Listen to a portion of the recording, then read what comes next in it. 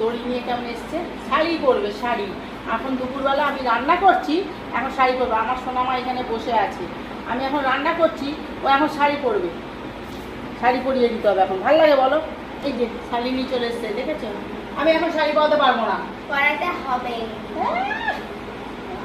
কি হবে শাড়ি পরে এখন? ঢং করবো।